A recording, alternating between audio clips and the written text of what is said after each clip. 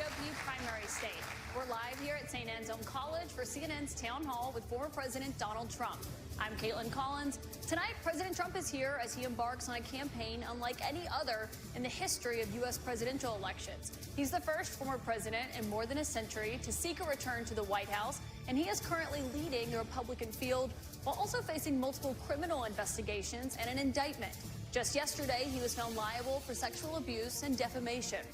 No questions are off the table, and we agreed to no conditions. We're here to get voters the answers that they deserve. Our audience is made up of Republicans and undeclared voters who plan to take part in New Hampshire's Republican primary. They'll get the chance to question the former president directly. These voters and the issues that they care about the most will help decide if former President Trump will get a second chance to take on President Joe Biden. Please welcome the frontrunner for the Republican nomination, former President Donald Trump.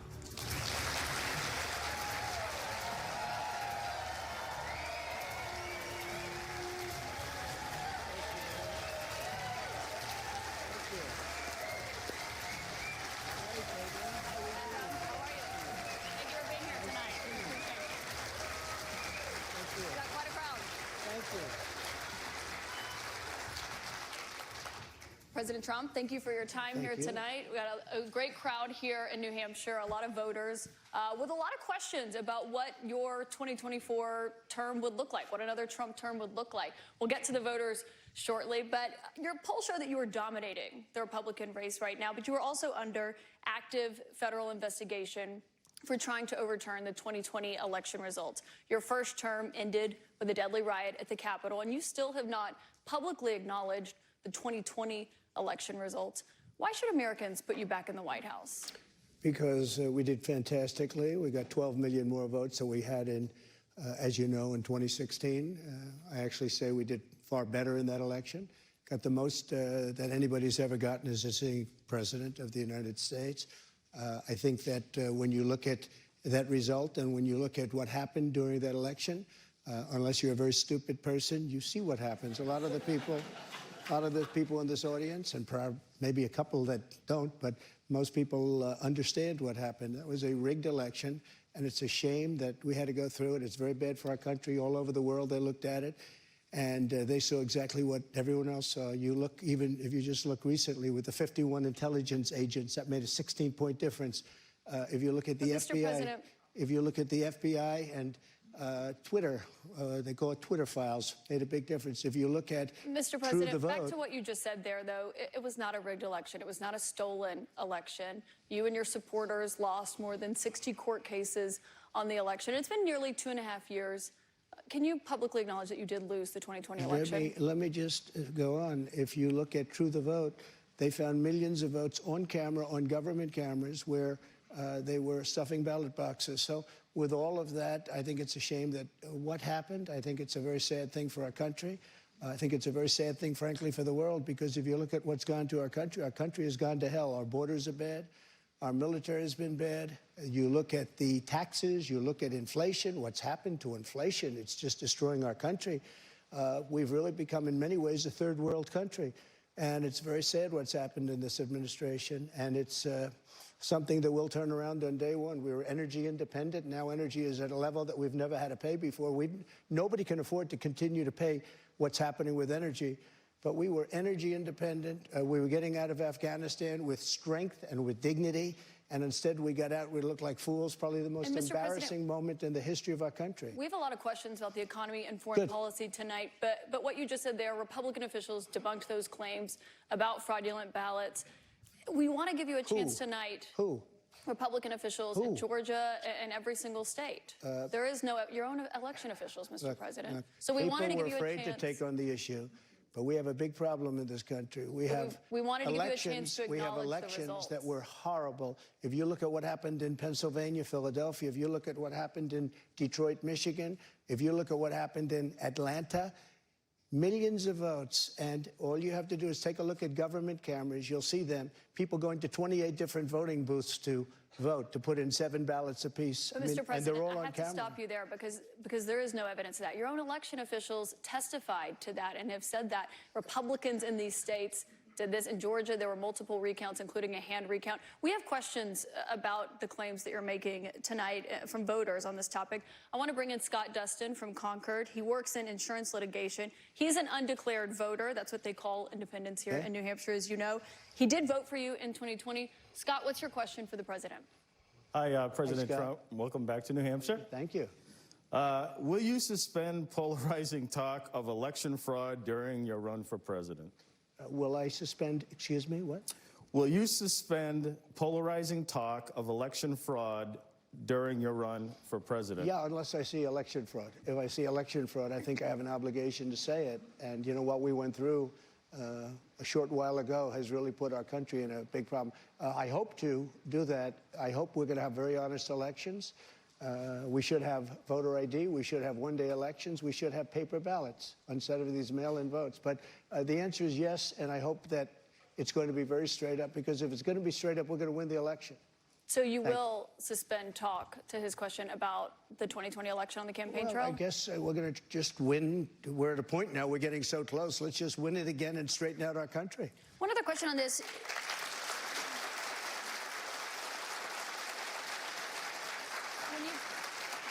When you've talked about the 2020 election results in the past, you once suggested terminating the Constitution. Do you stand by those comments? No. You were able to do certain things. I'm not talking about terminating the Constitution. I'm talking about cherishing the Constitution.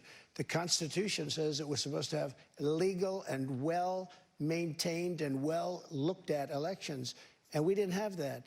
I cherish our Constitution, but we have to live up to the Constitution. We weren't living up to the Constitution.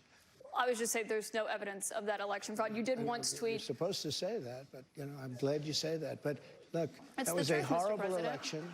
That was a horrible election, and unless somebody's very stupid, and I know you very well, you're not stupid at all, but you perhaps are given an agenda or you have an agenda. Look, we have to have honest elections in our country. We have open borders. We have... You look at what's happening. I mean, we have elections, we have open borders. Look at what's happening on our southern border. Millions and millions of people are coming here. They're being released from prisons. They're being released from mental institutions. And we have millions of people pouring into our country. And now they're getting rid of Title 42, which I put on, which kept people out that were sick and Mr. President, problems. we have a lot of questions about immigration to get to tonight. Obviously, that's a big topic, especially given what's expected to happen tomorrow. But I want to talk about the influence you have over your voters. It's very clear that you are very influential over them. You have a lot of impact. I've been to many of your rallies and seen it up close, which raised a lot of questions about the influence that we saw that you had on them on January 6th and your supporters when they attacked the Capitol. Do you have any regrets about your actions on January 6th? Well, you know, January 6th was, again, we go back to it, but January 6th had to do with the fact that hundreds of thousands of people, and you don't see the pictures very often. A lot of the people here probably were there. January 6th, it was the largest crowd I've ever spoken to. That was prior to the walk down to the Capitol building. I don't think, and I've spoken to hundreds of thousands of people. I've never spoken to a crowd as large as this. And that was because they thought the election was rigged. And they were there proud. They were there with love in their heart. That was an unbelievable, and it was a beautiful day. And what I was asked to do, I wasn't involved in it very much. I was asked to come in, would I make a speech? I made a speech.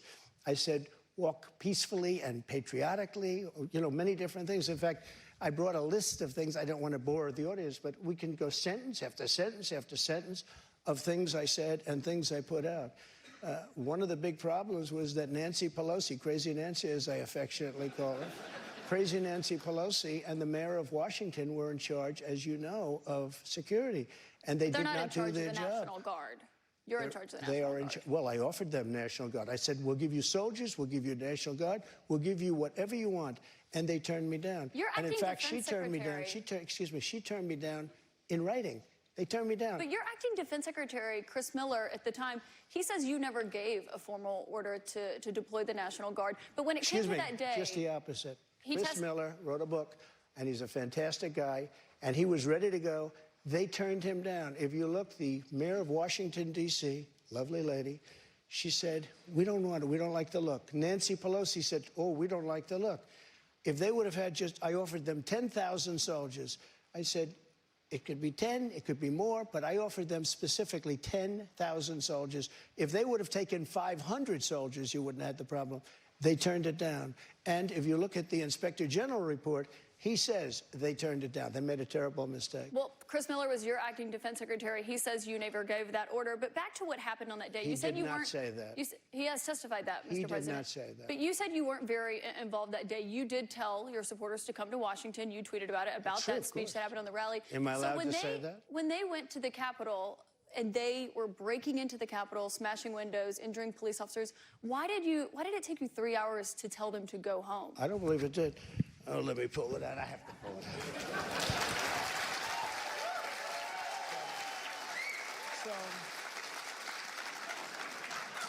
So if you look at, on January 5th, the day before, I said, please support our Capitol Police and law enforcement.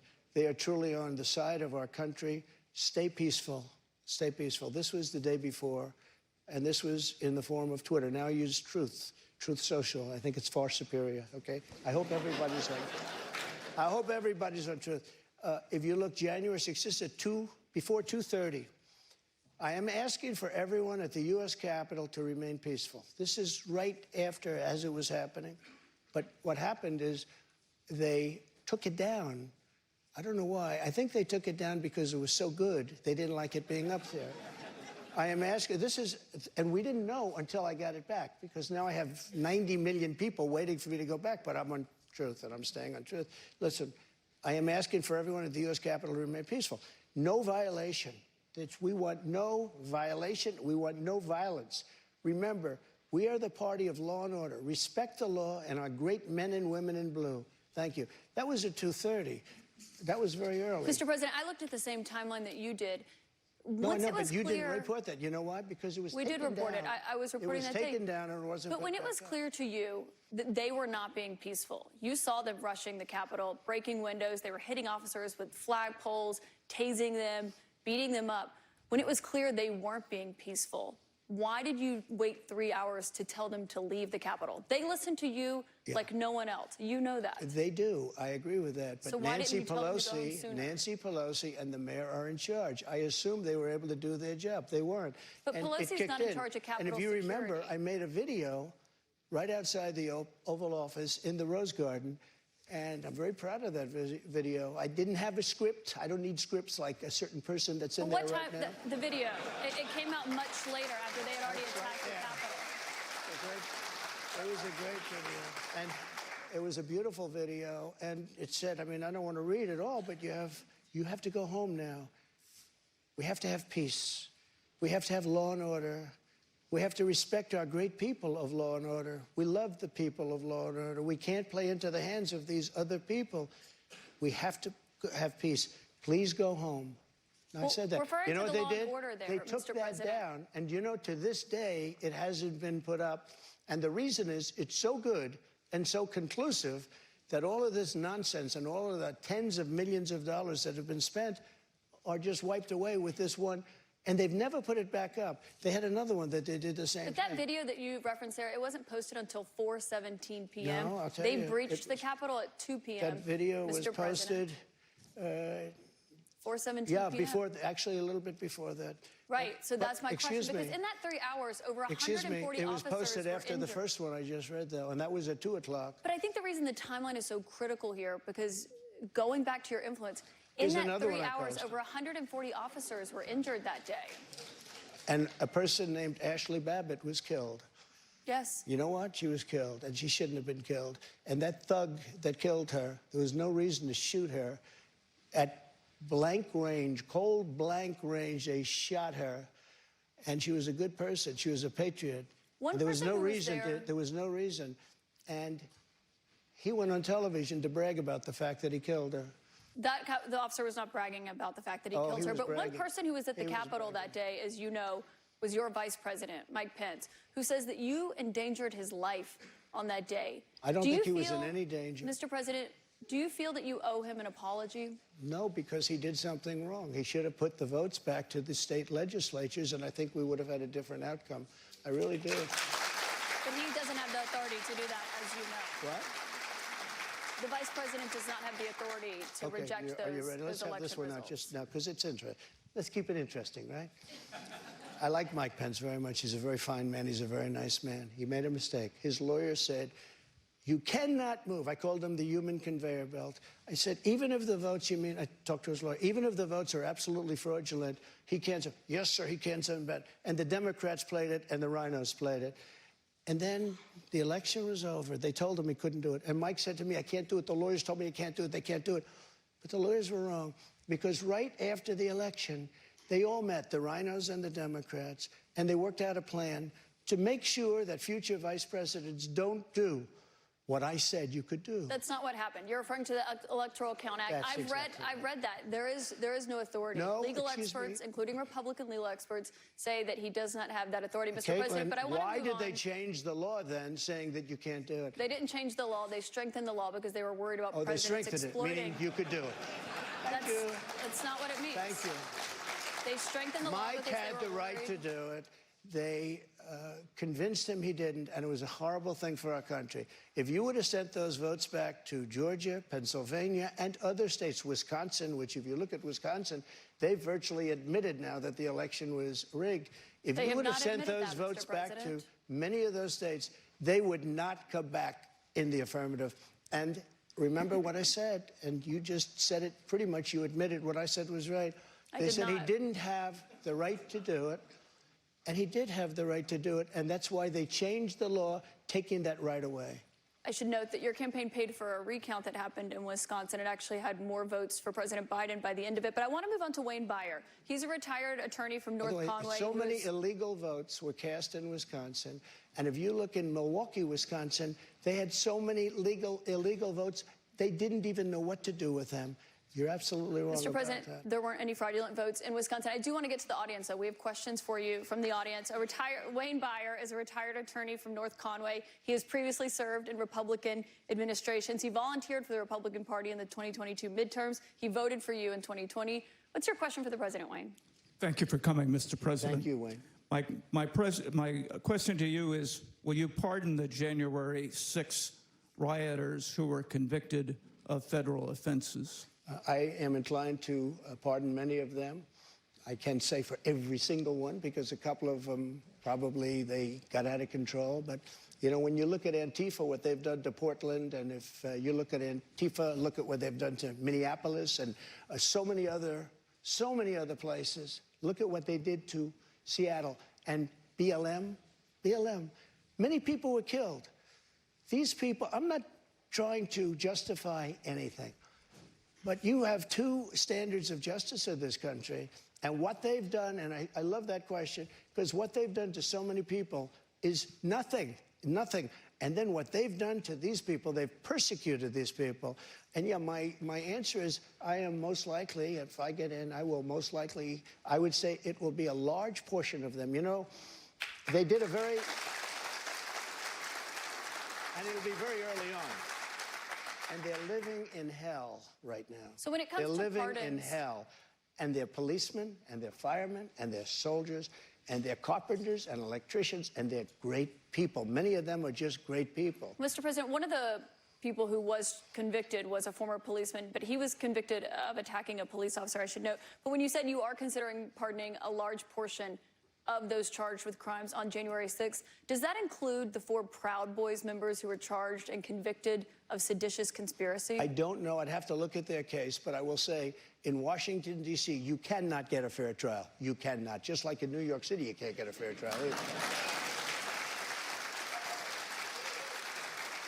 Speaking of New York, I want to ask you about a significant verdict that was reached yesterday. I know this is something you want to weigh in on as well. A Manhattan jury found that you sexually abused the writer E. Jean Carroll and defamed her. You've denied this. But what do you say to voters who say it disqualifies you from being president? Well, there aren't too many of them because my poll numbers just came out. They went up. Okay. I think I'm the only person in history who had a charge like that. And usually you leave office, you say, I'm sorry, but I'm going back home. I'm back home to my family and everything. I'm going to be resigned. My poll numbers went up, and they went up with the other fake charge, too. Because what's happening is they're doing this for election interference. This woman, I don't know her. I never met her. I have no idea who she is. I had a picture taken years ago with her and her husband, nice guy, John Johnson. He was a newscaster, very nice man. She called him an ape. Happens to be African-American. Called him an ape. The judge wouldn't allow us to put that in. Her dog or her cat was named Vagina. The judge wouldn't allow to put that in. All of these things, but with her, they could put in anything. Access Hollywood. This was a jury of 9 people who found you liable of sexual abuse. Do you think that will deter women from voting for you? No, I don't think so, because I think the whole thing, just so you understand, ready? I never met this woman. I never saw this woman. This woman said, I met her at the front door of Bergdorf Goodman, which I rarely go into, other than for a couple of charities. I met her in the front door. She was about 60 years old then. This is like 22, 23 years ago. I met her in the front door of Bergdorf Goodman. I was immediately attracted to her, and she was immediately attracted to me. And we had this great chemistry. We're walking into a crowded department store. We had this great chemistry, and a few minutes later, we end up in a room, a dressing room of Bergdorf Goodman, right near the cash register.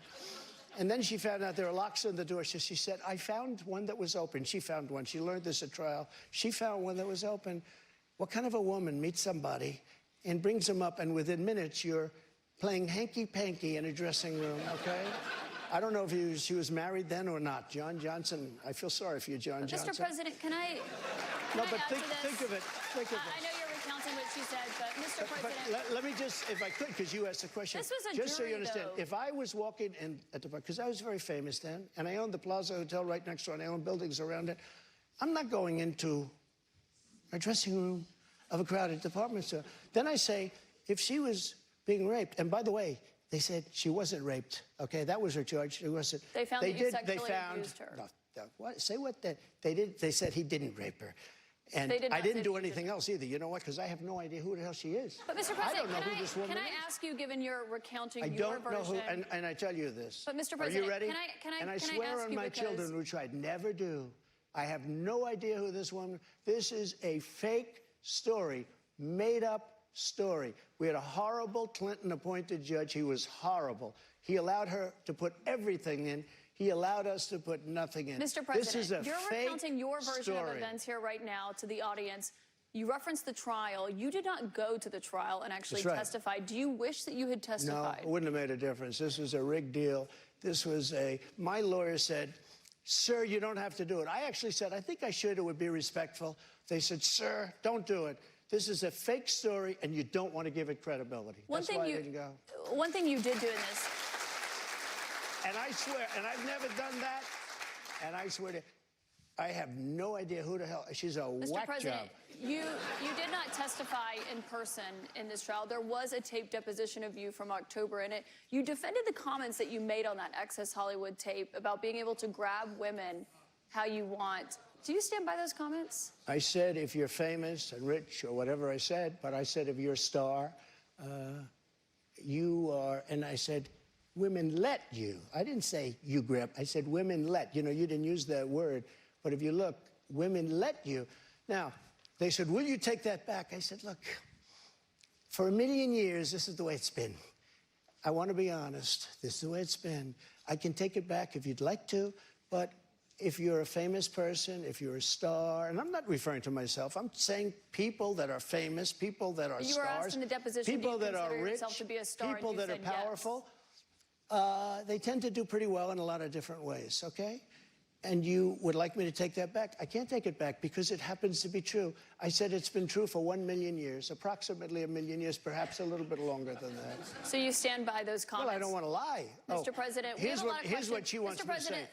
let's A get to rich the and audience famous questions person tonight. has no advantage over anyone else. Well, you do have an advantage, and I say unfortunately, but that's the way it is. You said fortunately or unfortunately. Well, fortunately but Mr. President, or unfortunately we have a lot of for audience her. questions to get to tonight. I want to go back to the audience. We've got Danielle Rieger. She works as an oral surgery assistant. She's a Republican activist from Derry. She was a New Hampshire delegate for you in 2020. What's your question? Hi, thank you so much for coming to New Hampshire to answer our questions. My question is regarding the economy. Over the past 2 years, we have seen the prices for everything skyrocket.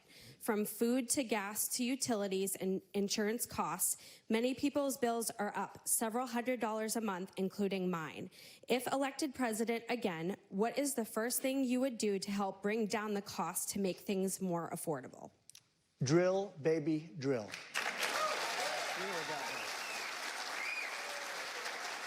So, we were energy independent. We were soon going to be energy dominant.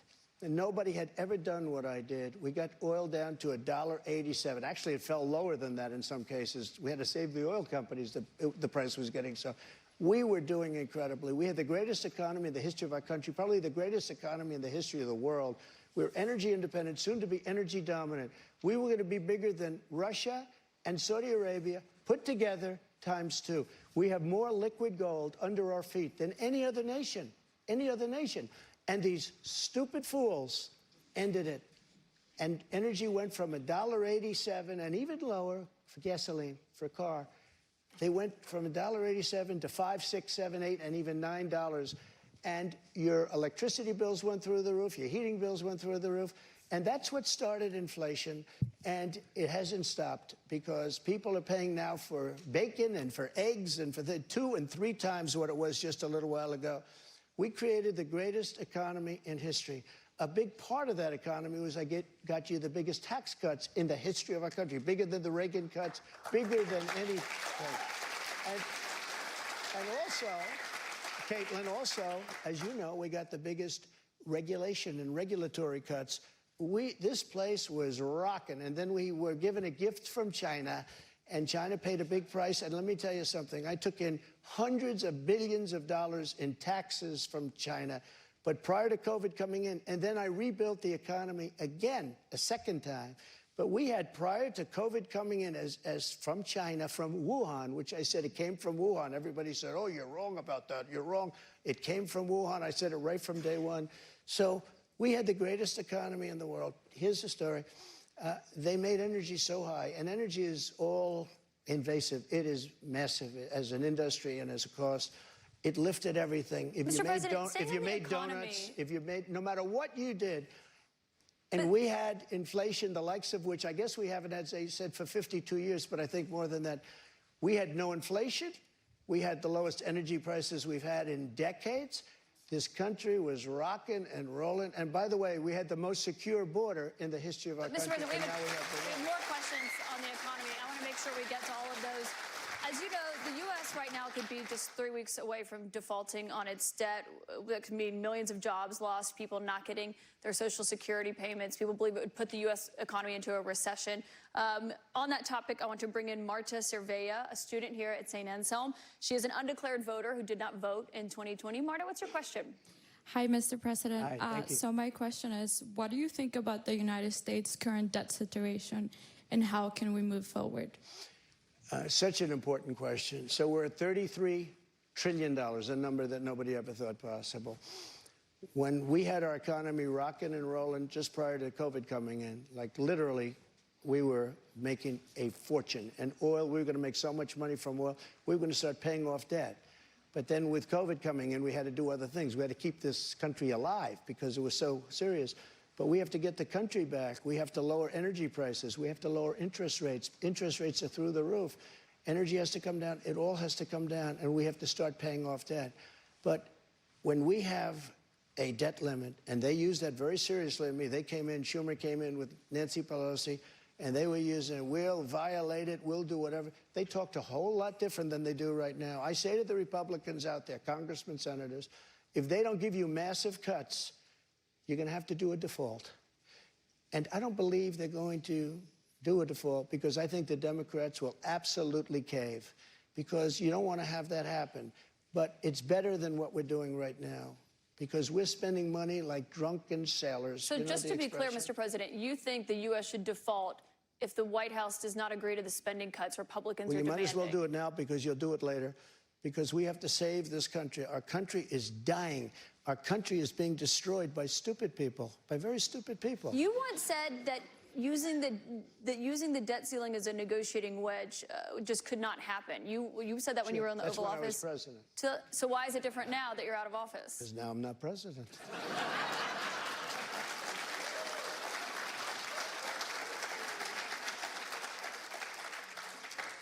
the U.S. defaulting would be massively Well, you consequential don't know. for everyone in this room, for all Americans. You don't know. It's psychological. It's really psychological more than anything else. And it could be very bad. It could be maybe nothing. Maybe you have a bad week or a bad day. But look, you have to cut your costs. We're spending $7 trillion on, much of it on nonsense.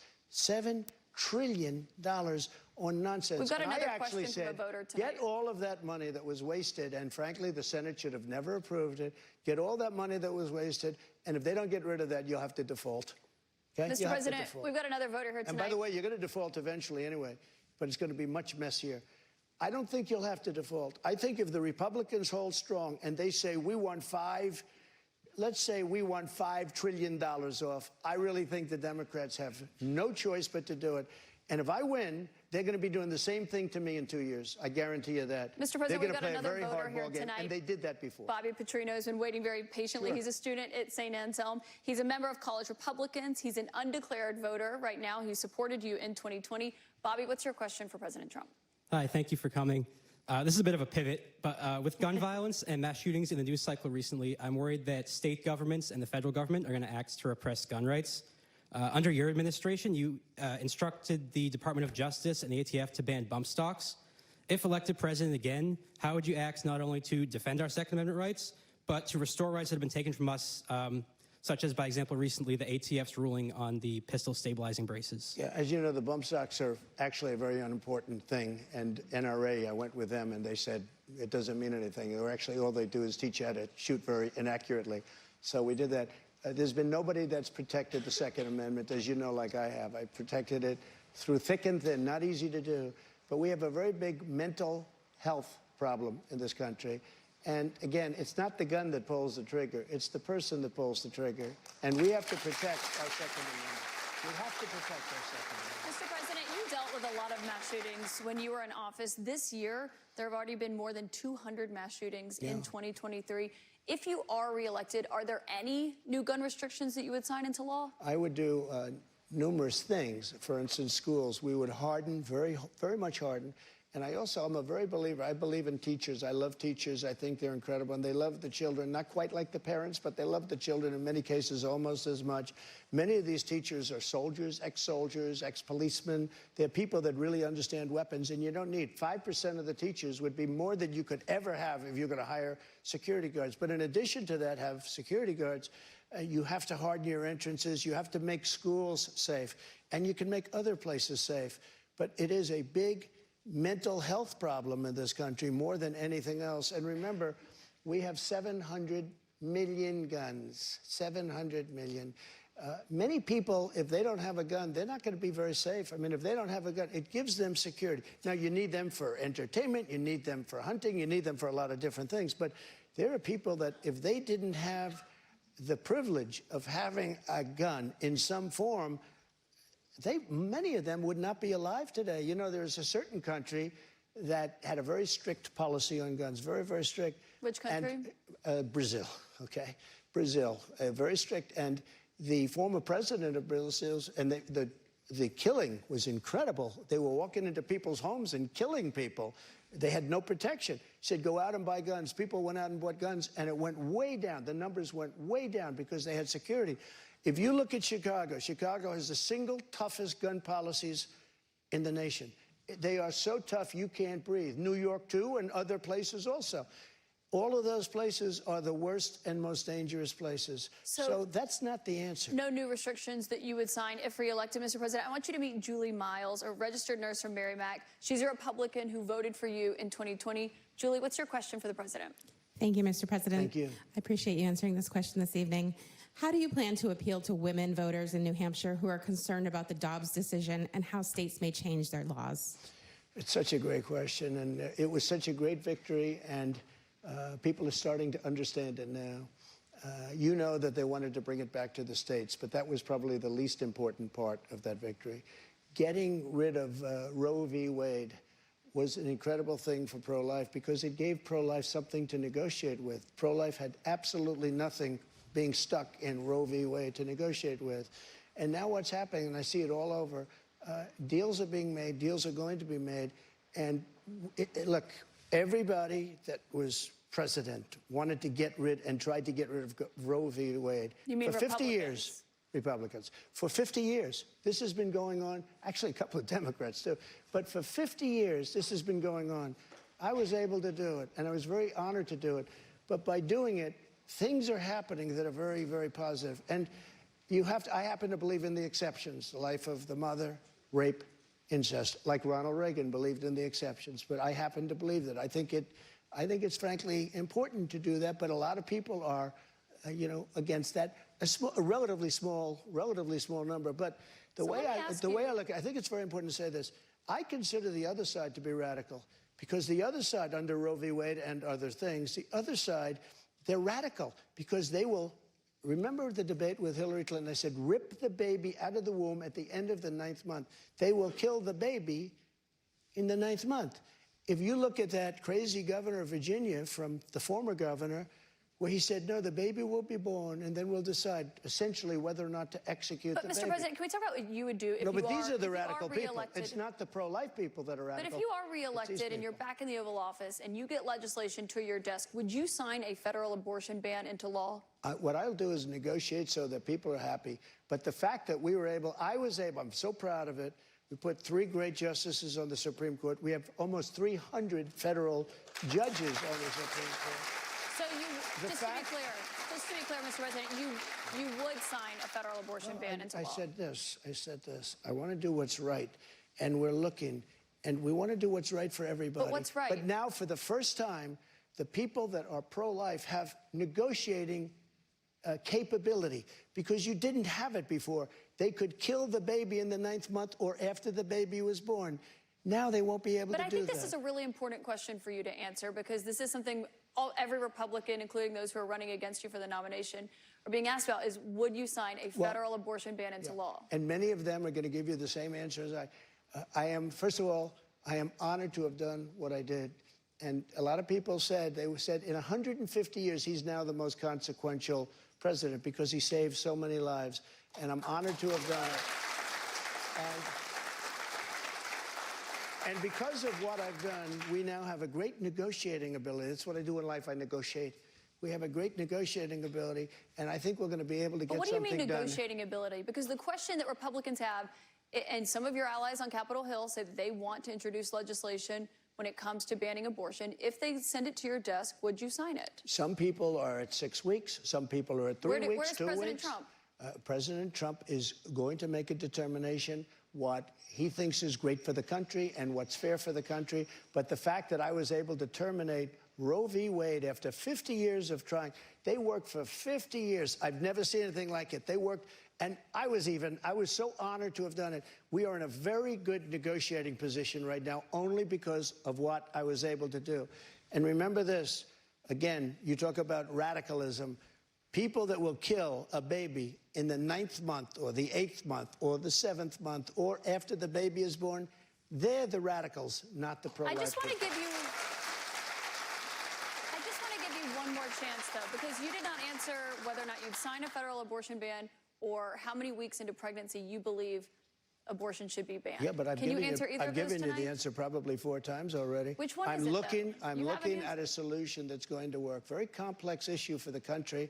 You have people on both sides of an issue, but we are now in a very strong position. Pro-life people are in a strong position to make a deal that's going to be good and going to be satisfactory for them. If you weren't able to get rid of, you wouldn't even be having a discussion. If you weren't able to get rid of Roe v. Wade, which put pro-life in a dead position, a horrible position. They could kill the baby at any time they wanted to, but we did something that nobody thought was doable. And other Republican presidents, and others, by the way, they wanted to get it out. They also wanted to bring it back to the states, but bringing it back to the states is a less important issue than the issue that we just talked about. But that's why it's the question about a federal abortion ban. You did not say yes or no to that. You did not say how many weeks. It depends what the deal is. Lindsey Graham's a good man. He's got an idea, and a lot of other people have an idea. And I look at all the different ideas, and a lot of people will be curious what your right idea is on that. President Trump, we've got more questions to come for you tonight. We'll be right back in just a moment.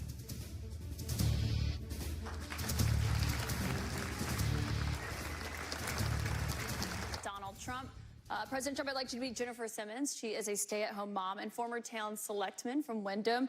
She's a Republican, and she voted for you in 2020. Jennifer, what's your question tonight? Good evening, Mr. President. Title 42 is expected to expire tomorrow. Our southern border and now our northern border are experiencing record migration. We learned on May 2nd that the Biden administration plans on deploying 1,500 troops to the southern border. Do you agree with deploying troops to the border, and how will a Trump administration slow down the rate of migrants coming across all our borders? Sure. A very fair question, especially since tomorrow is going to be a day of infamy. You're going to have tens of thousands of people pouring into our country. Even the judge, you know, the judge overruled them when they wanted to terminate it early. And he said, you know that you better extend this thing. The judge in Texas said, I hope you're going to extend this, but this is my policy that they're letting terminate because they lost in court. They wanted to go earlier. You're going to have millions of people pouring into our country right now at a level that nobody's ever seen before. These people are sick. Anybody that wants this to happen to our country, they're destroying our country, and this should not be allowed to happen. How they're not going to do a version of Title 42 or my Title 42, which was tough. If people are sick and have infectious diseases and lots of other problems, we don't want them being into our country. We have enough problems right now. We have problems like we've never had in the history of our country. But Mr. President, our country is being destroyed. The reason it's ending is because the health policy, the COVID-era pandemic emergency, is coming to an end. That's what Title 42 was. You put it in place because of COVID. True, but when it comes to big questions about what your immigration policy would look like if you are reelected, some of your Republican rivals have criticized you for not fulfilling the promises that you made on the campaign trail, like finishing the border wall. So how did voters know that you would get those done if you're reelected? I did finish the wall. I built a wall. I built hundreds of miles of wall, and I finished it. And then I said, we have to build some more because there are areas like water going through a dam. There are some areas where a lot of people are coming. You close up one, and they come into another. And we started another 100 miles of wall. In fact, I said to my people, if we start this and don't finish it, and then we had a rigged election. I'm sorry to say it. The election was not rigged, Mr. President. You can't keep saying that all night long. And so then they took over and they decided not to finish it. It would have taken them 3 weeks. I built hundreds of miles of wall. If we didn't have it, it would be hard to believe it could be any worse. They're just letting people flow into our country. Look, a country has to have borders. There's never been anything like is happening to our country right now. You built about 52 miles of new wall when you were in office, Mr. President. It wasn't the complete wall. One other thing that with no, but I have to respond to that. With your immigration, it was only about 52 miles of new wall. This is what she does. I built hundreds of miles. Some of the wall was up there, and it would be laying on the ground, rusted, rotten steel, rusted, rotten wood, a little. And what the radical left, crazy Democrats did, if there's a piece of wood laying down, they consider that a wall. I built 30-foot walls that go down 7 feet into the ground. If there was a little piece of wood sitting in the ground, they said, oh, he's not building a wall. We already had a wall. Because this is the game. They're a party of disinformation. It's not a game, Mr. President. It's about 52 miles of new wall. One other immigration policy you had when you were in office. I built new wall. 52 miles for hundreds of miles. CBP, Mr. What I did is I replaced other wall that was laying down, that was up and rotting in the ground for 30 years. Some of it was steel that you couldn't even see. Mr. President, it was only about 52 miles of new wall, but moving on, another immigration policy you had was the zero-tolerance immigration policy that separated families at the border. If you are reelected, are you ruling out instituting that? Well, when you have that policy, people don't come. If the family hears that they're going to be separated, they love their family. They don't come. So I know it sounds harsh, but if you remember they said I was building prisons for children. It turned out that it was Obama that was building the prisons for the children. But would you re-implement that if you're reelected? Is that what you're saying? We have to save our country, all right? So it sounds like that's a yes. No. When you say to a family that if you come, we're going to break you up, they don't come. And we can't afford to have any more. Look at New York City. Look what's happening. They're living in Central Park in New York City. The city is being swamped. Los Angeles is being swamped. Iowa is being swamped. Our whole country is being destroyed. Millions of people are coming into our country. And you know what the number is going to be, in my opinion, by the end of the year? Not the 4 million that you hear and the 3 million. I think it's going to be 15 million people. And in these people, they have no idea where they come from. They come from 129 different countries so far. 120, not just the four that we talked about. Just to put a button on that, it sounds like what you're saying is that you're not ruling out re-implementing that immigration policy. I want to get to another voter. Caitlin Boissonneau is a student here at St. Anselm College. She's a Republican. This will be the first election that she has voted in. What's your question for the president, Caitlin? Hello, President Trump. Hi. Thank you so much for coming. Thank you. The current administration has made it clear that we should continue to provide military equipment to Ukraine so that they can defend themselves. Do you support this decision, and how would you deal with the increasing threat posed by Vladimir Putin? First of all, thank you very much. It's really nice. And it's an important question, so important, because we're giving away so much equipment. We don't have ammunition for ourselves right now. We don't have ammunition for ourselves. We're giving away so much. But here's the thing. I have to say it to start off. No longer matters. If I were president, this would have never happened. And even the Democrats admit that. Putin knew it would have never happened. And his pipeline would have never happened. A lot of things would have never happened. But this would never have happened. And all those dead people, both Russian and Ukrainian, they wouldn't be dead today. And all those cities that are blown up and disintegrated right to the ground, that wouldn't have happened. Okay, now, here's the problem. We've given so far $171 billion. They've given, meaning European Union, which is approximately the same size altogether as our economy. They've given about 20. So we're at 170, let's say, and they're at 20. You don't have to know too much about history to realize, or geography, to realize that they're a little bit more affected than we are, okay? So they've got to put up a lot more money because they're taking advantage of us like every other country did. That's why I ended NAFTA and replaced it with the USMCA, Mexico, But on Canada. this issue, Mr. President, I should know, I don't know any Democrats who have said they don't believe Putin would have been invaded if you were president. But her question is, would you continue to give Ukraine money and weapons if you're elected? What's the answer? I have a very good relationship with President Zelensky because, as you know, he backed me up with the phony impeachment hoax #1 when he said the president didn't do anything wrong. So I happen to like. So I happen to like. Yeah, that's right. And I was totally exonerated, by the way. Just a waste of time and money. You were impeached over that. You were impeached over that. But let's stay on topic here, Mr. President, because the question is, would you give Ukraine weapons I was and funding? impeached by a crazy woman named Nancy Pelosi. But the question here is, would you give Ukraine weapons and funding if you were I elected? would sit down. Let me just put it a nicer way. If I'm president, I will have that war settled in one day, 24 hours. How would you settle that war in one day? Because I'll meet with Putin, I'll meet with Zelensky. They both have weaknesses and they both have strengths. And within 24 hours, that war will be settled. It'll be over. It'll be absolutely over. Do you want Ukraine to win this war? I don't think in terms of winning and losing. I think in terms of getting it settled so we stop killing all these people and breaking down this country. Now, You said you don't think in terms of winning and losing. Mr. President, can I just follow up on that because that's a really important statement that you just made there. Can you say if you want Ukraine or Russia to win this war? I want everybody to stop dying. They're dying. Russians and Ukrainians. I want them to stop dying. And I'll have that done. I'll have that done in 24 hours. I'll have it done. You need the power of the presidency to do it. But you won't say that you want Ukraine to win. You know what I'll say? I'll say this. I want Europe to put up more money because they're in for 20 billion. We're in for 170, and they should be. And they should equalize. They have plenty of money. They should equalize. I got with NATO. When I sat down, I got them to put up hundreds of billions of dollars that they weren't paying under Obama and Bush and all of these other presidents. That's why they're able to help them fight the war because of the money I got. But I want Europe. What's happening in Ukraine, excuse me. Mr. I want Europe to put up more money because they're laughing at us. They think we're a bunch of jerks. We're spending $170 billion for faraway land, and they're right next door to that land, and they're in for 20.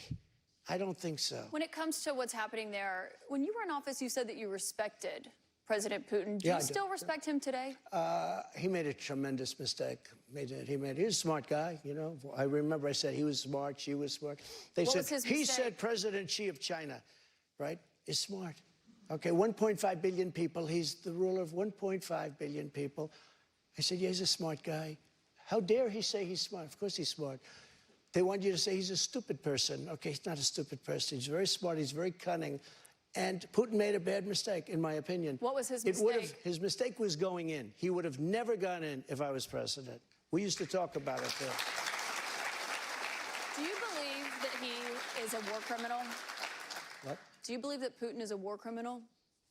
He's responsible for the deaths of thousands of Ukrainian men and women I think and it's something that children. should not be discussed now. It should be discussed later, because right now we have to get a war. If you say he's a war criminal, it's going to be a lot tougher to make a deal to get this thing stopped. Because if he's going to be a war criminal where people are going to go and grab him and execute him, he's going to fight a lot harder than he's fighting, you know, under the other circumstance.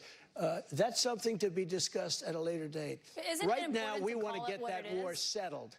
And I'm not talking about the money either. I'm talking about all the lives that are being, the number of people being killed in that war is far greater than you're hearing. When they blow up a city and those buildings come pouring down and then they say 2 people were injured, no, hundreds and thousands of people are being killed, and we have to get that war settled.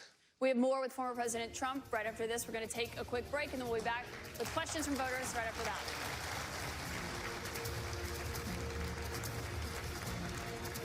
With former President Trump. President Trump, we have a lot more voters' questions, I should note, here in New Hampshire to get to, but I also want to talk about some of the other investigations that you're facing. We talked about others at the top, but one of those is the special counsel's investigation into classified documents that were found at Mar-a-Lago.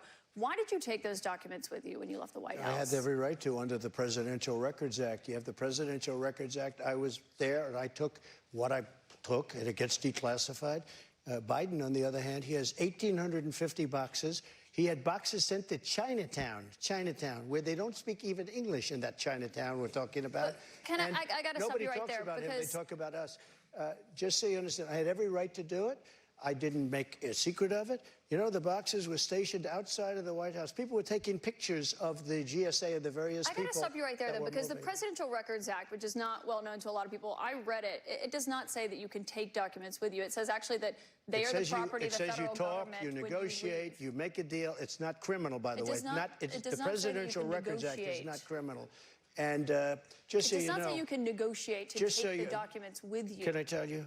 Just so you understand, the Presidential Records Act is not criminal. I took the documents I'm allowed to. You know who else took them? Obama took them. Nixon took them. Reagan took them. Oh, he didn't? The difference here that I'd like to know. Reagan the National Archives says that President Obama even Jimmy did not Carter, take documents. even Mike Pence had some documents, and he's a very honorable guy. You referenced But you know who took them more than anybody is Joe Biden. He has 1,800 boxes. That's and nobody even knows where they are. You know that. 1,800, and nobody talks about him. Mr. President, and that's not accurate. And they put a rough guy on us, and they, in the I meantime, think it's important, Mr. nobody. President, to actually set the record straight here. They took documents, including Vice President Pence. When they realized they had documents, they turned them back over. The difference is that you waited to turn yours over, and it was a year-and-a-half effort that incled a subpoena with those documents. One question about what happened when you had those documents. It included a raid on my house. That's what it included. But they didn't raid. You'd gotten a subpoena and they had not been turned over yet. They didn't raid Biden's house. You know what happened? They put him in the house. That's the one with the Corvette, where the documents were laying all over the floor. That was fine. And you know who happens to be at Mar-a-Lago? Secret Service, and they're phenomenal. I have Secret Service. He didn't have Secret Service. The other thing, the vice president cannot declassify. He didn't have the right to declassify. He has documents from when he was a senator. And even Democrat senators say, I can't believe it. No, I went by the Presidential Records Act, and we were negotiating with NARA. That's not what it says, and Mr. NARA President. has red flagged a thing called the Constitution of the United States and the Bill of Rights because they consider them Mr. dangerous President, that's documents. not what it says, and I should note that there is a special counsel investigating your document situation, also President Biden's document situation. When it comes to your documents, did you ever show those classified documents to anyone? Not really. I would have the right to. By the way, they were declassified What do you mean, not really? after. Not that I can think of. Let me just tell you, I have the absolute right to do whatever I want with them. I have the right. I was negotiating with NARA. Do you know what NARA is? The National Archives. Extremely left group of them. people. Extremely left. And I was negotiating with them. All of a sudden, they raided my house. They didn't raid the house of Joe Biden.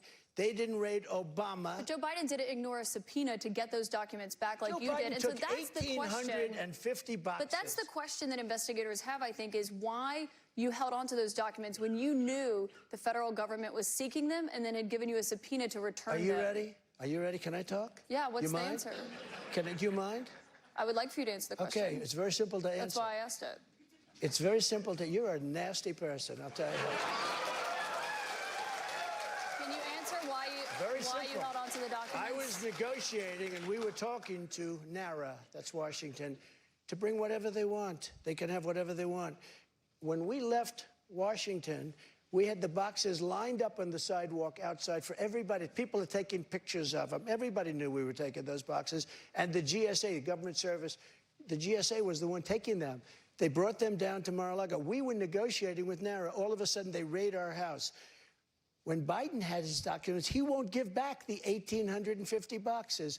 And you're going to find some real gems in there. But it was so Biden who alerted them that he had the documents. The National Archives reached out to you to get your documents back. Why did you not turn them over when you got a subpoena because we were asking for you to turn negotiating them with over? them. We were negotiating with them as per the Presidential Records Act. We were negotiating with NARA. That's not what Very the Presidential nice people, Records Act says. I've but they seen got to it. love our Constitution a little bit more, and they shouldn't red flag it, by the way. Very nice people. We were negotiating with NARA, and that's what the Presidential Records Act says, because Richard Nixon, surprisingly, had problems, and he had a lot of problems dealing with NARA, and they ended up passing legislation called the Presidential Records Act, just for this kind of a thing. We were dealing with them. We were talking. Excuse me. Wait a minute. Wait. We were talking to them.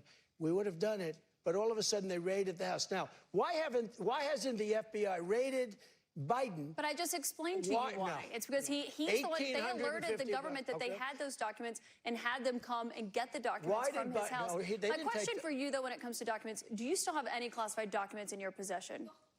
Are you ready? Do you? No, I don't have anything. I have no classified documents. And by the way, they become automatically declassified when I took them. But No, why? you have to declassify Let me them. ask you a question. Why is it that Biden had 9 boxes in Chinatown? And he gets a lot of money from China. Why is that? And There why, is no why evidence aren't of that, people? Mr. President. No, you cannot why say aren't that. There people is no bringing that evidence up? of that, Mr. And why don't President. they put this What guy you're Jack referring Smith to and his is an group office that he of had. thugs? Mr. Why don't President, they put him in charge of that? I need to stop you right there because there's no evidence of what you just said there. What you're referring to there is an office that he had after leaving That's at the University vice of Pennsylvania. presidency. Wrong. He had a temporary office. But I want to ask you about another investigation You're so that you're wrong. facing. You don't know the subject. I do know the subject. He had and one I do know at the University facts, of Mr. Pennsylvania, President. but he also had I want 9 to move boxes on to another in investigation Chinatown. that you're facing, which is the one that's doesn't happening understand in it. Georgia, where they are investigating there your efforts to overturn the election results in the state of Georgia. I did At the nothing wrong. It was center a of perfect that, phone call. let me finish my question. At the center of that is that call that you had with the Secretary of Perfect State, call. Brad Raffensperger. Yeah, sure. Given the fact that there are indictments expected to come in that case this summer, is that a call you would make again today? Yeah, I called questioning the election. I thought it was a rigged election. I thought it had a lot of problems. I had I guess he's Secretary of State. I called. Listen to this.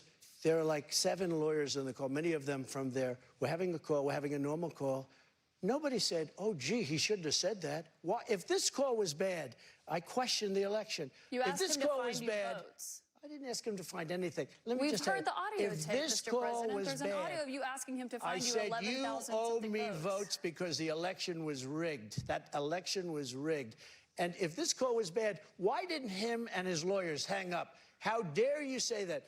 This was a perfect Well, they were phone clearly call. concerned enough. They recorded the call, and I should note that, of course... This was a call that was made to question the results of election. And we have. And when we can't make a call to question election results, then this country ought to just forget about it. You weren't just questioning the election results. I was you were questioning asking the him election. to find you votes. And I should note that there is no evidence of fraud. There is no rigged election in the state of Georgia. I want to get back to the audience, though, Mr. President, because those are false claims you're making about what happened in Georgia. Jordan Sullenberger is here. He's an undeclared voter from Hollis. He voted for you in 2020. Jordan, what is your question for President Trump tonight? Thank you, Mr. Trump. Thank you very much. I'm 26. I'm a veteran. I help manage a private aviation company. You want a job? I'd love one, yeah. I'm looking for somebody very good. I'm not for mandates or government interference in private business, but I've Right. seen Republicans going after us like DeSantis after Disney. Right. What would you do as president to protect us from government interference? Well, I'm the one that really wants to protect you. All of these fake investigations of me are about election interference. They think because I'm leading Biden by 11 points, 7 points, 9 points, I'm leading DeSanctimonious by a lot. by 40 points or 45 points. I think he ought to just relax and take it easy and think about the future, because right now his future is not looking so good. I will tell you this. We are really putting it to Biden, but he's putting it to himself, because the economy stinks, inflation is horrible, and the border is a disaster. And by the way he got out of Afghanistan was the single most embarrassing moment in the history of our country. Mr. President, I have one more question for you here tonight, and I think while we're in front of the voters here in New Hampshire, this is a fundamental question for you. You are running in the 2024 race. If you are the Republican nominee and you are in that 2024 race, will you commit tonight to accepting the results of the 2024 election? Yeah, if I think it's an honest election, absolutely, I would. Will you commit to accepting the results of the election regardless of the outcome? You want me to answer it again? If I think it's an honest election, I would be honored to. And right now, we are so far ahead of both Democrat and Republican.